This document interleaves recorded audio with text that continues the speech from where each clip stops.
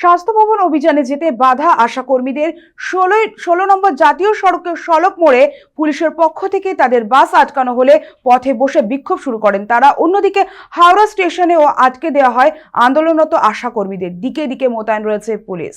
এই মুহূর্তে আমাদের সাথে ফোন লাইনে রয়েছেন আমাদের প্রতিনিধি অর্পণ সিংহ। অর্পণ, আমরা রাজ্যের বিভিন্ন জায়গায় এই একই চিত্র দেখছি যে আশা কর্মীদের এই আলোচনা সভায় যেতে বাধা দেওয়া হচ্ছে, কি অবস্থা দেখতে পাচ্ছ? দেখো, তুমি জানো যে দীর্ঘদিনের যে অভিযোগ, সেই অভিযোগের ভিত্তিতে কিন্তু আশা কর্মীরা আগে থাকতেই কিন্তু তারা জানিয়ে দিয়েছিলেন যে স্বাস্থ্য ভবনে আজকে তাদের যে অভিযান, সেই অভিযান কিন্তু আগে থাকতেই জানিয়ে দেওয়া হয়েছিল।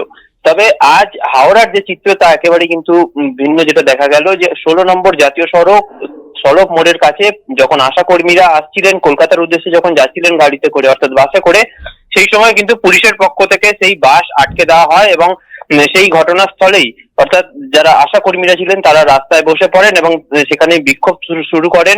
এবং কি কারণে তাদেরকে আটকানো হয়েছে পুলিশের কাছে সদুত্তর পাওয়া যায়নি, এমনটাই কিন্তু তারাও অভিযোগ করেন অর্থাৎ আশা কর্মীরা।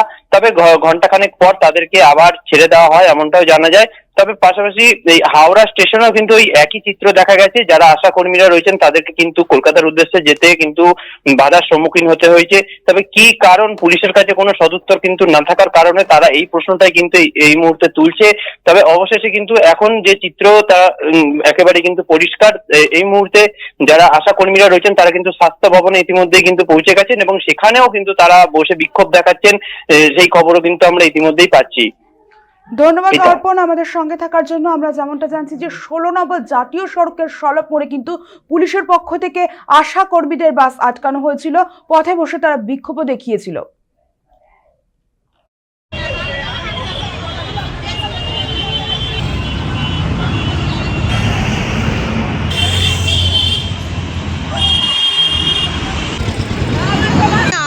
এখানে বাস দাঁড় করিয়েছি, আমরা সড়ক মোড়ে দাঁড় করিয়েছি, সেখানে পুলিশের কাছে কোনো সদুত্তর নেই কেন তারা আমাদের বাস দাঁড় করিয়েছে। আমরা রীতিমতো ওখানে ঝামেলা করেছি, রাস্তায় বসে গেছে আমাদের মেয়েরা এবং আমরা ঝামেলা করেছি এবং আমরা বলেছি আমাদের বাস যদি, ওনারা বলতে চাইছে আপনারা এমনি যান, বাস ভাড়া করে যান, কিন্তু এইভাবে বাস লোড করে যাওয়া যাবে না। আমরা বলেছি তাহলে আমাদের বাসের ভাড়াগুলো দিয়ে দিন, আমরা তো বাস ভাড়া করেছি, প্রত্যেকে ৮-৯ হাজার টাকা করে বাস ভাড়া নিয়েছে, তো আমাদের বাসের ভাড়াগুলো দিয়ে দিন, আমরা যার ভাড়া করে চলে যাব। এতে বলাতে এবং এই চাপ দেওয়াতে ওনারা ছেড়েছেন, কিন্তু ওনারা দুটো বাস ছেড়েছেন, একটা বাস আমাদের ছেড়ে দিতে হয়েছে। বাধ্য হয়ে আমরা সব এখানে দাঁড়িয়ে আছি। আমরা আবার বাসের অর্ডার দিয়েছি, সে এলে আমরা এখানে যাব। কতক্ষণে আমরা স্বাস্থ্য ভবন পৌঁছাবো জানি না।